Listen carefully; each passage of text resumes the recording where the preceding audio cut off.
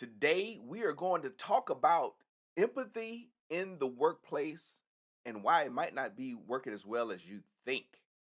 Rise and shine, leaders. This is Glen, Guyton, keynote speaker and workplace trainer. It's time for our executive coffee break. I've got my beverage in hand. I hope you have yours too. They say you can't choose your family, but you can choose your workplace culture and your beverage. Today I am drinking coffee. Yes, I'm back to coffee. I went and bought some coffee. But this is a Brazilian coffee, Brazilian blend. A little light for my taste. I really prefer like an Ethiopian Sidamo or maybe a Mocha Java, something a little darker roast. Just a little light for my taste. But I bought it. Cost me $15 for. I don't even think you get a pound anymore. It's like $15 for this coffee. So we're gonna be drinking this Brazilian coffee till it's gone. But I want you to know that leadership matters, so you might as well get good at it. All right. Well, today I want to talk about empathy in the workplace, and that's what a lot of people talk about, right? Empathy. We need to be more empathetic in order to practice diversity, equity, inclusion. In order to resolve conflict, we need to be empathetic to those in the workplace. And if we're empathetic and if we have uh, more focus on the individual, more caring, and all this stuff, all of our problems and all of our ills will go away, right?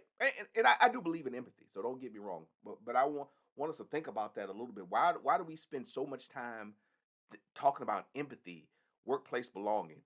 It is, of course, related to our mental health in the workplace. That's part of workplace culture. We want our employees uh, to feel connected. We want them to be positive, have positive attitudes at work.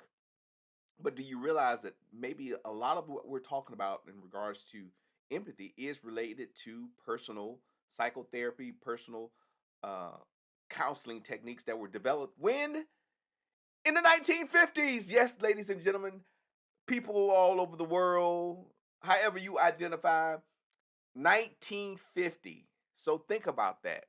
What 1950 workplace strategy are you trying to implement with your team right now? I want you to think about that. 1950. And so we are looking at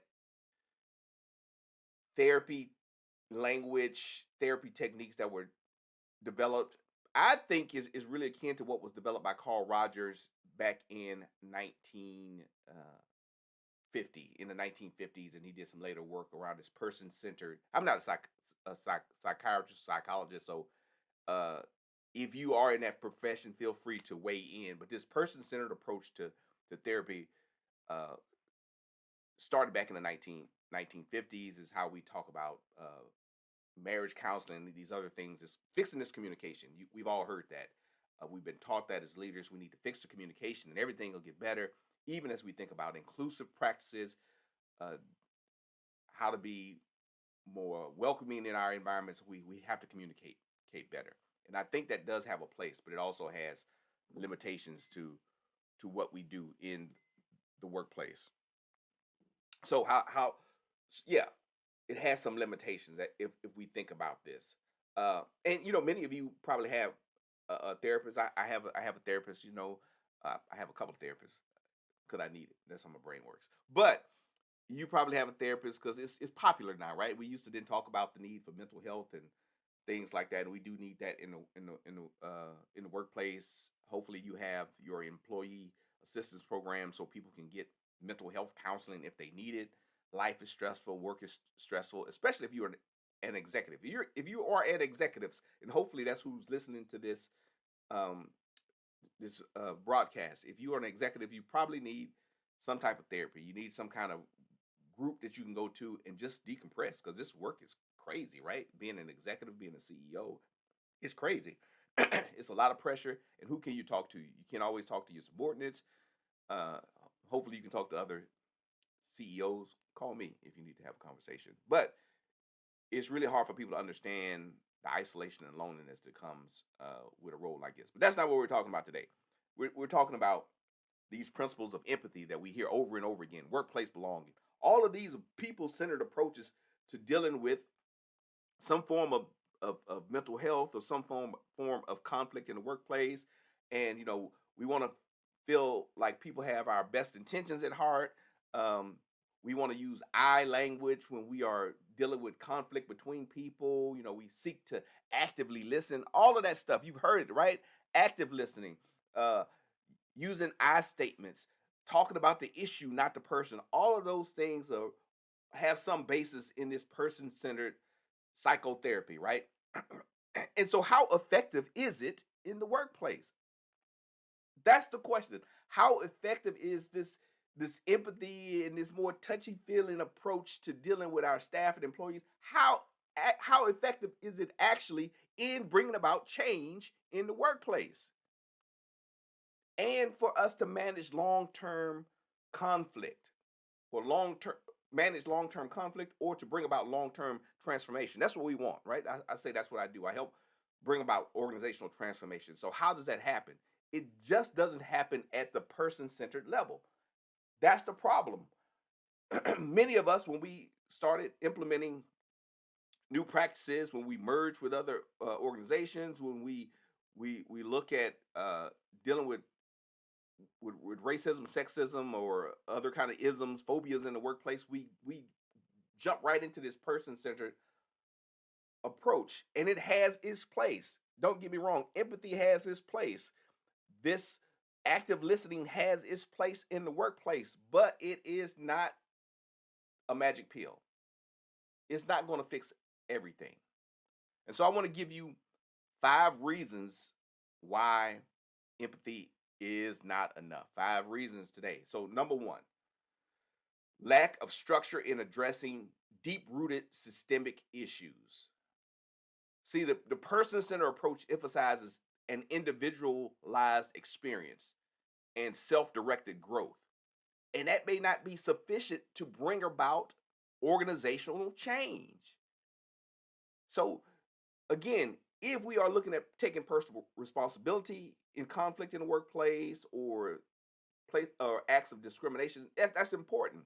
But if we want to fix the organizational culture, we're going to have to look at the structure and find out what are the systemic issues that are causing these problems and that are contributing to power imbalances, structural inequalities, and other organizational problems. I just answered a question on LinkedIn. LinkedIn sends me these questions to answer from time to time because I'm an expert, because I'm smart, right? So they sent me a question about if you were getting a lot of customer service complaints um, in your workplace, what would you do? And people say, "Oh, we need to do a SWOT analysis. We need to do 5 steps to this and all these different things." Um, Sometimes you just need to do something really basic. Put somebody through the process to see what's going on. See what systematically is happening to cause all these complaints. We could deal with one complaint at a time. We can deal with one individual at a time. But unless we know what is wrong with the system, we're going to keep getting these complaints. And so we can fix individual trauma. We can fix individual problems in the workplaces, and that's what we try to do. We try to resolve the issue between conflict between two people. But unless we find out what's going on with the system, what's causing a problem, uh, that this thing keeps coming up over and over again. Do you really have time to be dealing with the same issues over and over again in the workplace? I know you don't. I know you don't. So stop using this individual centered approach and start looking at the systemic issues. Number two, insufficient focus on skill building. All right. So we want everybody to sing kumbaya. We want everybody to feel good about themselves in the workplace. And again, that's not bad. I'm not saying it's bad. But okay, what are the skills that they need in order to stop the problems from happening, right? What are the skills that they need? Do they know how to have an effective conversation? Do they know where to go to get the cultural knowledge that they need to stop making stupid mistakes in the workplace? So we want to provide people with the necessary tools and skills to manage conflict. We want to teach them how to negotiate. This is important if you're in sales. We want to teach them how to negotiate, how to be more assertive, right? If people don't feel like they belong or feel like they can't speak up, well, maybe they need some training. Okay, this is how you talk. This is how you position yourself. This is how you move. This is how to use body language in space. I mean, there are many different skills practical skills that we can teach people to help them to be more confident, to be stronger. We can help eradicate the systemic things that are causing them stress. So we need to give them skills, not just be empathetic. Well, I know that you feel this way. Yeah, I hear you. I hear that you're having a problem with Joe. I empathize with that. We can keep empathizing with someone, but that's not going to help them overcome whatever situation is going on. Number three, there are also some challenges to applying unconditional positive regard. And so, what is that unconditional positive regard? We always want to think that people have our best interests at heart, or the best interest of the workplace at heart, right? We always want to kind of emphasize that, right? We don't just want to assume people are bad players, that they're evil, right? We don't want to have that attitude, but we can't always assume that people are good either, right? We don't want to just have that as a blanket thing. Well, no, they really didn't mean anything by that. Maybe they did mean something by it. Maybe they are just a jerk. Maybe they do mean something by it. So we want to make sure that people are living into our stated values. And if you can't live into the stated values of the organization, I don't have to be empathetic with you. I just need to move you out. If I've tried to give you the skills, if I've laid out for you, these are the things that we believe in the organization. If you can't live by that, some people just need to go. Yes. Sometimes you have to fire people. Man, that's amazing. Someone told me, I was at a conference. They said, never hire anyone that you can't fire. You hear that? I was at this group. They call that a nugget, right? Never hire anyone that you can't fire, because you have organizational values, goals, and principles that you want to obtain. Not that we ignore the person, not that we don't value our employee resources, but sometimes people just can't get with the program. And I don't care how empathetic you are, if people are violating your trust, that are violating the values of the workplace, sometimes they need to go, or you need to re-examine your values. All right, number 4, overemphasis of individual change over organizational change. This is a good one because I think sometimes we do focus too much on the individual changing and not over the organization. It's probably easier to change some things about one person, because eventually, if they don't change, they'll move along. But we do you really want your organizational culture to change? Maybe it needs to change. Again, I'm talked a little bit about Waffle House. When you go to Waffle House, you know what to expect. You might get slapped. You might get punched in the face. Could Waffle House fix that maybe in their hiring practices or some other things? Maybe, maybe not. And maybe that's just their customer base. Maybe Waffle House people like to fight. I mean, you can fix one employee. You remember that employee that threw that chair in that video? You can fix that one employee, but then I watched another video. Other people were throwing chairs and doing crazy stuff. So how do you fix that? If you go to the Ritz-Carlton, they have a whole organizational culture, right? People take people on tours. Other organizations take people on tours of the Ritz-Carlton because of the organizational culture. That's because everyone is buying in, not just one individual. You have to get everyone to buy in. And so if you have a really great culture or a really poor culture, it's probably because of some organizational weight, right? Some organizational ethos that's going on. I talked a little bit about the restaurant that I went to in the Minneapolis airport. Go back and watch the video. But the one restaurant in Minneapolis airport people have a bad attitude. But I have one of those restaurants down the street from me, and people are nice. They're friendly. So it's not the culture of the organization. It's one person that's kind of making me not eat at this airport location.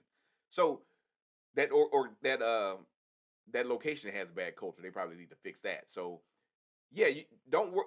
We sometimes worry too much about one individual when we need to be looking at the whole culture of the organization. What can we do? Personal growth.